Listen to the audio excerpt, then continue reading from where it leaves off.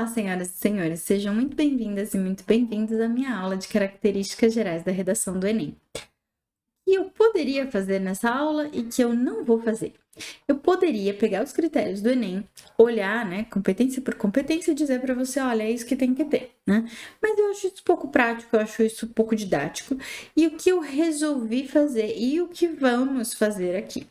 Nós vamos olhar para uma redação nota 1000 cedida por uma candidata, essa moça aqui, a Beatriz Valentini, de 19 anos, aqui de São Paulo. Ela cedeu essa redação para um site que compila redações e gentilmente disponibiliza, né? E a gente vai analisar o que ela fez de tão bem feito que resultou em 2 corretores que não se comunicam, né? Olharem para essa mesma redação e todos os 2 darem 200 pontos em cada critério, né? O que essa pessoa fez de tão fundamental, né? Que caiu direitinho ali nos quadradinhos dos critérios. Vamos lá, esse tema é o tema dos candidatos de 2021 para 2022, do acesso ao registro civil, tá? Não tinha nenhum outro que fosse mais recente até a data da gravação dessa aula. Vamos lá. Não tem título, tá? E isso é importante sim, porque o Enem tem um espaço bastante reduzido, então a gente não gasta linha com título. Isso já fica bastante evidente nos critérios de correção, mas também nos manuais dos corretores, mas também fica evidente quando a gente vê todas as notas 1000 sem título, tá? Então, o título tira da sua frente como preocupação. E ela começa dizendo: durante a ascensão do nazismo, os judeus foram despojados de seus direitos gradualmente, até que por fim tiveram seus documentos apreendidos. Com isso, tornaram-se apátridas, estrangeiros em sua própria terra. Nesse contexto, percebe-se um vínculo estreito entre cidadania e registro civil, posto que a posse de documentos comprova o indivíduo como cidadão possuidor de direitos. Essa relação também é perceptível no Brasil, em que a ausência de documentação leva à invisibilidade e perpetua um ciclo de vulnerabilidade. Essa introdução é realmente uma aula. O que a Beatriz fez, né, que deu muito certo? Vamos por partes. Primeiro, nesse primeiro trechinho aqui, ela vai falar pra gente dos judeus. Aí você fala assim, meu Deus, Beatriz, o que isso tem a ver com o Brasil? Ela vai dar conta disso lá na frente. Ela fala, confia em mim, vem comigo, raciocina aqui comigo. E aí o que ela faz? Ela fala que eles foram despojados de seus direitos, eles tiveram seus direitos gradualmente retirados até que tiveram os documentos apreendidos. A gente fala a frase tema está falando de acesso ao registro civil e ela fala em documento apreendido. Então a gente já percebe que Beatriz é muito estratégica. Ela não fala dos judeus serem dizimados, ela fala ainda, né? Ela não entra nessa página desta história, ela entra apenas na página da documentação que eles perdem, que vai ter a ver com a nossa, né? E ela não deixa essa ponta solta. Aí ela fala que eles se tornam estrangeiros em sua própria terra. Nesse contexto, então, ela tem um conectivo, já a gente fala de conectivos, percebe-se um vínculo estreito entre cidadania e registro civil. Então, um vínculo estreito entre cidadania e registro civil, posto que a posse de documentos comprova o indivíduo como cidadão. A posse de documentos comprova o indivíduo como cidadão possuidor de direitos. Então, eu ter o documento me faz ser cidadão e não ser aquilo que estavam fazendo dos judeus naquele momento terrível, né? Então, ela fala, olha, tem um vínculo. O momento que ela fala que tem um vínculo, ela está colocando para a gente uma opinião. A tese dela mora nesse lugar. Aí ela vem, essa relação também é perceptível no Brasil. Aí é aquele momento que, né, assim, agora tem que dar certo esses ajustes aqui de ideias, de raciocínios. Porque senão ela tá tentando juntar nazismo, que não tem, né, exatamente nada a ver com o Brasil. E ela fala, a ausência de documentação leva à invisibilidade e perpetua um ciclo de vulnerabilidade. Então, aqui ela tem. E aqui ela tem a relação com o tema que perguntaram para ela. E aí ela vem, né? A frase tema tá aqui também, e ela vem com essa outra parte da tese falando que isso perpetua um ciclo de vulnerabilidade, tá? O que mais que a gente tem só nessa introdução para a gente prestar atenção? Tudo isso que eu vim mostrando é uma condução, ela pega na mão do leitor e fala, olha, vamos pensar aqui o nazismo, que foi essa coisa terrível de muito tempo atrás na Europa, e conecta isso com o Brasil a partir de elementos vocabulares. E ela também faz essa conexão a partir da questão do documento, que é o elemento da frase tema dela. Então, uma coisa para a gente já entender é que ela tem um planejamento estratégico que aparece, né? Ele não é assim estratégico na cabeça dela e aí a gente se esforça para entender. Não, ela se esforça para que a gente entenda. Uma coisa que muita gente se pergunta, né, quando bate o olho, e ela falou que eles tiveram os documentos apreendidos, depois a gente vê a palavra documento aqui de novo e documento aqui de novo, documentação aqui de novo. Ela não está repetitiva? Ela está, mas nesse caso, a palavra documento era muito conectada ao tema e aos fatos, aos elementos da coletânea. Então ela ia se repetir e a correção sabe disso, a correção entende que não tem muito sinônimo para essa palavra, então ela deixa passar porque faz parte da necessidade da língua, tá? Outra coisa que a gente também precisa observar, ela fala que tem essa ausência de documentação, leva à invisibilidade. Então, eu vou pegar aqui, pegar uma cor mais fácil de ver, vou pegar o vermelho, leva à invisibilidade e leva a uma perpetuação de um ciclo de vulnerabilidade. A gente tem spoilers do que ela vai falar, a gente já imagina para onde ela vai caminhar com esse texto. Então, esse planejamento estratégico que começa lá desde os judeus até o finalzinho da vulnerabilidade na introdução, e esses spoilers do que ela vai falar na argumentação dela, estão ajudando ela a conseguir nota muito boa, né, nota 200, 200 pontos na competência 3, que é a competência que vai falar da seleção das informações, da organização dessas informações e da interpretação dessas informações. É nessa competência que o projeto de texto é avaliado e está ali chamado de autoria no nível 5, que dá os 200 pontos. Então, vamos lá. Vamos ver o que ela fez no D1 dela. A princípio, é preciso analisar como a falta de documentos conduz à marginalização e à nulificação do indivíduo que não os possui. Percebe que invisibilidade já está aparecendo nesse argumento 1 por meio da sinonímia, né? Por meio de sinônimos. Marginalização e nulificação tem tudo a ver com invisibilidade do indivíduo que não possui esses documentos. Vale lembrar que na Grécia Antiga eram reconhecidos como cidadãos somente homens livres e descendentes de pais gregos. Esse reconhecimento lhes concedia a oportunidade de serem escutados, e a mesma coisa se dá no Brasil contemporâneo. Ser contemplado com um certificado de cidadão, nesse caso uma certidão de nascimento, garante o reconhecimento do sujeito como pertencente àquele local e, além disso, receptor de proteção e serviços ofertados pelo Estado. De novo, Beatriz faz a mesma lógica que ela fez na questão do nazismo na introdução.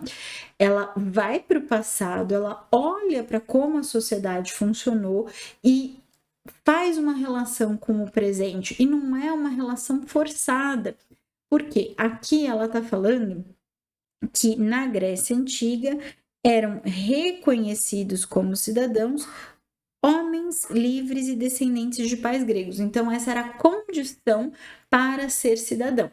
E aí, como ele vivia, né? Ele era escutado. E aí se dá no Brasil a mesma coisa. Opa, ser filho de brasileiro, livre, homem? Não, ela explica. A mesma coisa se dá no Brasil contemporâneo. Ser contemplado com um certificado de cidadão. Então, isso aqui que acontecia na Grécia, ela chamou de certificado de cidadão e aproximou isso do brasileiro, que no nosso caso não é ser não é ser homem livre, descendente de pai grego, e sim é ter o papel, uma certidão de nascimento, que faz o quê? Garante direitos. O reconhecimento do sujeito como pertencente àquele local. Então, o filho do homem livre grego era pertencente à Grécia. O brasileiro que nasce no Brasil e tem certidão de nascimento brasileira pertence ao Brasil. E, além disso, ele não só vai ser escutado como cidadão grego era, ele vai ser receptor de proteção e serviços ofertados pelo Estado. Então, a gente entendeu que a lógica da cidadania grega está na lógica da cidadania brasileira. E aí é a mesma, né, só que mais ampla, porque aqui mais gente tem acesso à certidão, ao registro civil. E aí a gente precisa desse papel. E acho que é interessante aqui a escolha da Beatriz, porque ela tem uma interpretação, de novo a competência 3 trabalhando forte, ela tem uma interpretação muito boa, crítica, porque era mais difícil você ser cidadão grego do que você ser cidadão brasileiro. Por quê? Porque você tinha que nascer homem, você tinha que nascer livre, seu pai tinha que ter nascido na Grécia, um monte de condições. No Brasil, garantidos os direitos humanos, basta que você nasça, alguém vá num cartório e faça essa certidão para você. Então, ela tem uma certa acidez nesse exemplo que ela escolhe muito bem, né? Muito feliz essa escolha dela. Sob essa lógica, voltando para o texto, ser cidadão significa ter status elevado à condição de ser de direitos, de ser humano de direitos. Então, é alguém que, se você é um cidadão, você é um ser de direitos. Enquanto aqueles que não o são, permanecem vulneráveis em uma posição marginal, que é aquilo que ela tinha prometido na tese dela. Tá? E aí, a gente tem outras coisas para olhar aqui também. Vou mudar a cor da minha caneta. Eu não vou usar verde, porque verde é de baixo, vou usar a cor de rosa. A princípio, é preciso analisar como a falta de documentos conduz à marginalização e à nulificação. Isso aqui a gente chama de tópico frasal. Né? Por que isso é importante? Né? É fundamental num desenvolvimento, seja no desenvolvimento 1, no desenvolvimento 2 também vai aparecer. É o que contém o núcleo da ideia que vai ser desenvolvida no parágrafo todo. E ela ela parte desse tópico frasal e chega aqui nessa conclusão do parágrafo, num desfecho conclusivo do argumento. Então, ela passa pela Grécia, compara a Grécia ao Brasil.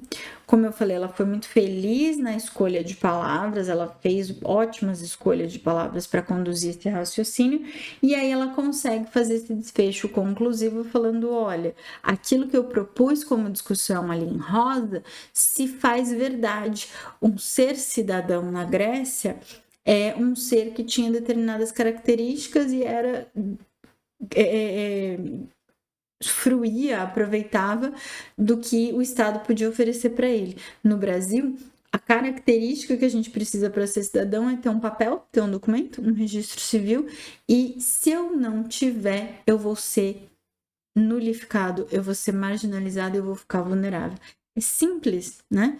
E aí acho que isso é uma característica importante que ela conta pra gente com o texto dela. Não precisa ser complexo, ela não usa palavras muito complexas. Nulificação até que né? Mas as outras são palavras que, em geral, a gente conhece bem, né? Do nosso dia a dia, dentro de um recorte de estudos, né? Não é como a gente fala com os nossos amigos, com a nossa família, mas dentro das leituras que a gente faz, então são palavras super reconhecíveis. Que mais, né, que ela conta pra gente? As analogias que ela faz não são analogias mirabolantes, ao contrário, ela faz analogias, ela pensou, poxa, registro civil e acesso à cidadania.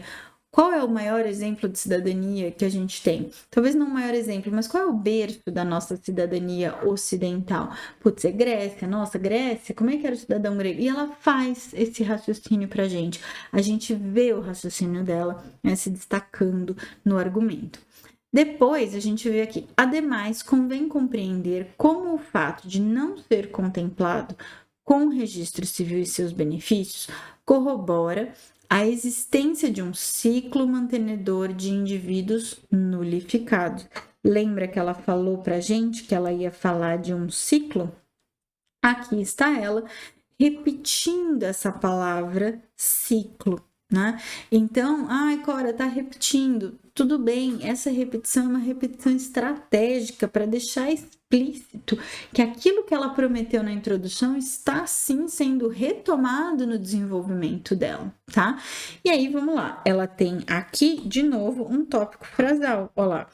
Convém compreender como o fato de não ser contemplado com o registro e seus benefícios corrobora a existência de um ciclo mantenedor que mantém indivíduos nulificados. Então, de novo, temos um tópico frasal explícito. Você está percebendo, assim como eu, que no outro parágrafo o tópico frasal estava no topo. Aqui o tópico frasal também está no topo. É muito útil deixar esse tópico frasal no topo, porque facilita a sua vida, você enxerga o seu plano de texto explicitamente, você consegue enxergar a relação entre o parágrafo anterior e o tópico frasal novo que você está abrindo, e o corretor, todos os dois corretores conseguem bater o olho ali e perceber a existência de um tópico frasal. A existência de um tópico frasal e de um elemento que explica e exemplifica esse tópico frasal. Mas esse desfecho que a gente viu aqui caracteriza um parágrafo de desenvolvimento completo que vai ser avaliado na competência 2. Se você tem todas as partes do texto, introdução, dois desenvolvimentos e intervenção completo. Então, é importante a gente seguir essas etapas, tá? Vamos aqui, então. Olha que eu ia usar o verdinho aqui, né? Convém compreender, então, como o fato de não ser contemplado com registro civil corrobora a existência de um ciclo de mantenedor de indivíduos nulificados. Para a pensadora alemã Hannah Arendt, os apátridas estão sujeitos ao chamado estado de exceção, em que são excluídos e explorados. No Brasil, então, assim, ela está falando que Hannah Arendt fala de apátridas. Nem todo mundo sabe, e isso não é relevante nesse momento, mas Hannah Arendt estuda bastante a situação dos judeus na Alemanha, né? Então, muito provavelmente, Hannah Arendt estava falando disso. E aí, ela não quis entrar de novo na questão nazista. Ela tá falando só de, olha, a Hannah Arendt, essa pensadora falou, foi excluído, é apátrida, foi excluído e está sendo explorado. E ela vai avançar a partir dessa ideia para a ideia de ciclo de vulnerabilidade. No Brasil é possível observar esse cenário, então ela faz uma transição para o Brasil. Não interessa de onde é esse apátrida, interessa para a gente que seja o brasileiro. Nesse texto que seja o brasileiro. É possível observar esse cenário nas condições precárias, as quais os invisibilizados, que ela já explicou o que é invisibilidade no parágrafo anterior, então ela pode ir para frente com esse termo, os invisibilizados têm de se submeter a exemplo de trabalhos análogos à escravidão e à impossibilidade de se obter educação formal. E aí aqui, então, ela trouxe uma explicação, tá? E aí essa exemplificação com explicação do ponto de vista.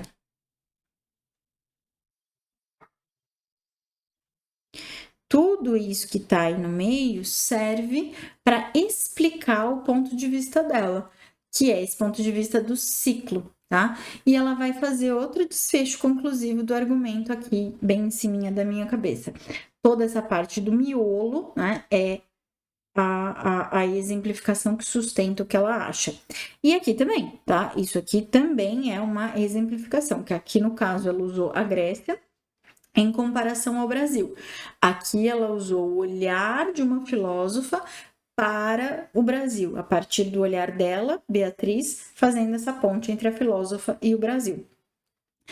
Já vou falar sobre esses repertórios. Nessa perspectiva, pais não registrados não conseguem registrar seus filhos, os quais têm de enfrentar as mesmas condições desumanas que seus progenitores enfrentaram. É constituído, assim, um ciclo mantenedor da invisibilidade. E aí ela fez um desfecho conclusivo do argumento que reafirma o tópico frasal. Desfecho está no final do parágrafo, né? O tópico está no começo, o desfecho está no final. A exemplificação com as explicações que sustentam o ponto de vista estão no miolo do parágrafo. Uma coisa que você pode ter percebido e que vale a pena a gente prestar atenção, e é bastante organizativo, né? É que ponto final aqui, né? Ponto final aqui. Tem outros pontos finais, né? Tem ponto final aqui no meio da exemplificação e tem ponto final aqui no meio do parágrafo conclusivo. Esses primeiros dois pontos finais que eu apontei junto desse aqui, eles dão para a gente uma noção dessa divisão do espaço e das ideias entre tópico frasal, exemplificação e desfecho. É legal a gente ter essa noção, não de número de linhas, mas essa noção de distribuição de informações dentro do parágrafo e de organização de informações dentro do parágrafo.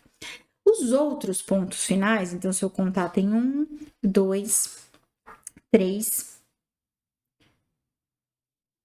4 e 5 pontos finais dentro de um parágrafo. É bastante ponto final. Ela separa bem o raciocínio dela em períodos sintáticos organizados. Isso ajuda muito ela na competência 1, porque ela consegue se organizar dentro da sintaxe sem sem errar pontuação, sem errar a ordem das frases, e isso dá uma organização semântica, uma organização dos significados e do raciocínio dela também, certo? Então, a separação em pontos finais, ela é útil para a gente organizar os espaços das informações, para a gente organizar a sequência, a ordem, quem vem primeiro, quem vem depois, e para a gente não se perder muito e garantir uma organização sintática e de pontuação melhor na competência 1, tá? Falei que ia falar dos repertórios, então eu vou pegar aqui o azul para a gente falar de repertório, tá? A Beatriz usou 3 repertórios. Ela não precisa fazer isso, mas ela quis fazer isso e deu certo. O Enem pede que o candidato use um repertório que não seja nenhum dado da coletânea, pode usar, né? Os dados da coletânea também, né? Mas tem que usar um repertório que seja da sua memória, de algum filme que você viu, de alguma notícia que você leu, de algum momento histórico que você estudou. A gente sacou que Beatriz manda bem em história, né? Porque ela gosta que ela traz o nazismo, né? A ascensão do nazismo, ela traz a Grécia Antiga, e aí ela tem ali um flerte com a filosofia, com a Hannah Arendt, tá? Nos 3 pontos, ela trouxe, né, nos 3 elementos de repertório, ela trouxe repertórios que não estavam na coletânea, isso já dá um pouquinho mais de ponto para ela. Esses repertórios, ela fez serem muito bem interrelacionados, intertextualizados com a interpretação do tema que ela estava fazendo. Então, ela fez o assunto das histórias que ela está contando serem muito pertinentes à discussão que ela está propondo. Isso faz toda a diferença. Se ela só solta um repertório qualquer que parece fazer sentido, mas não é adequadamente pertinente a essa discussão, ela perde ponto, ela não ganha o ponto completo da competência 2, tá? Então, a competência 2, ela vai ter a ver com essa organização de introdução, desenvolvimento e conclusão interventiva, com tese, apresentação clara de tese, apresentação clara dos spoilers, do desenvolvimento de cada exemplo, né, da exemplificação de cada desenvolvimento aqui nos parágrafos do meio e das características de desfecho da conclusão, tá? Mas na competência 2 também está agrupado o uso de repertório. E esse repertório tem que ser, então, externo, tem que ser pertinente à discussão que o candidato propõe e tem que ser produtivo, ele tem que ajudar a compreender a discussão. Quando ela traz a noção de cidadão grego, ela está ajudando a gente a compreender o que é cidadania básica. Quando ela traz a Hannah Arendt, ela está ajudando a gente a compreender que um sujeito num estado de exceção apátrida é excluído e explorado. Ela está falando que os nossos sujeitos brasileiros que nascem e não são registrados estão numa condição de um estado de exceção, parecido com uma guerra, e que essas pessoas não conseguem sair desse ciclo de vulnerabilidade. Então é útil para a discussão, produz uma conclusão possível. Ele não está ali como um enfeite, uma obrigatoriedade, ele está ali muito bem selecionado para ajudar a sustentar a opinião dela. Então tem que trazer, não precisava trazer 3, mas para ela fez sentido, ela trouxe, deu tudo certo. 1 é suficiente. Minha recomendação para os meus alunos é usar pelo menos 2, porque assim, pode ser que você não consiga garantir que vai ser pertinente, que vai ser produtivo, útil para a sua argumentação. Então você usa em 2 momentos diferentes para tentar garantir esse pontinho, tá? E aí, a intervenção para a gente começar a falar da competência 5 e depois a gente vai falar da competência 4. Depreende-se, portanto, que o registro civil é garantidor do acesso à cidadania no Brasil. Então, ela está retomando a frase tema. Eu não sei se você reparou, mas em todos os parágrafos ela retoma a frase tema de alguma forma.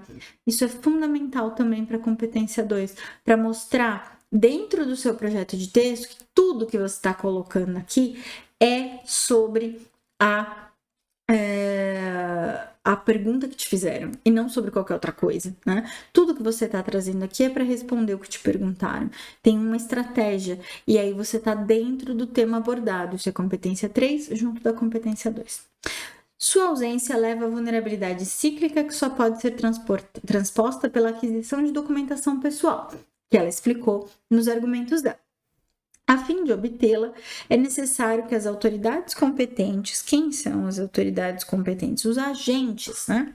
Utilizando a tecnologia disponível como meio, elabore a criação de locais especializados em auxiliar pessoas nessa situação a lidarem com toda a burocracia exigida. Somente assim todos serão verdadeiramente filhos da pátria. Então, nós temos o agente, utilizando a tecnologia disponível como meio. Então, a gente tem o meio, que é a tecnologia. Elabore a criação de locais especializados em auxiliar pessoas nessa situação.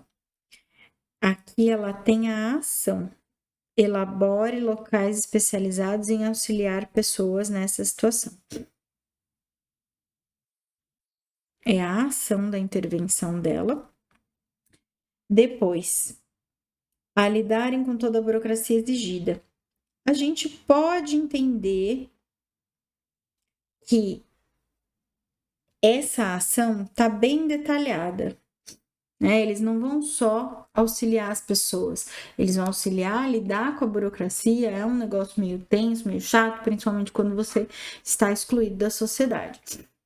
E aí ela tem uma finalidade: sermos cidadãos, sermos filhos da pátria. E aí isso é a finalidade. Então, ela tem todos esses 5 elementos: agente, ação, meio, detalhamento e finalidade. O detalhamento não precisa ser sobre o meio. ele pode ser sobre o agente, ele pode ser sobre a finalidade, ele pode ser sobre a ação, tá? Isso eu falo em uma aula específica de intervenção com os meus alunos. Vamos voltar tudo lá para cima para a gente olhar para o último elemento, que é a competência 4. A gente não falou de competência 4, que são os conectivos. O Enem é bastante criterioso com os conectivos. Ele gosta de conectivos variados, bastante quantidade e não repetitivos. Além disso, eles têm que estar corretos. A gente não pode sair jogando conectivo como se fosse orégano na redação, né? De conectivo, e não colocar o conectivo certo. Conectivos têm significado. E aí a gente perde esses significados, né? Se a gente pula as coisas e sai tacando conectivo. Quando ela fala durante a ascensão do nazismo, ela está colocando um conectivo de tempo para que a gente se organize no pensamento, tá? Então, isso não é uma conjunção, mas é um operador argumentativo bastante valioso.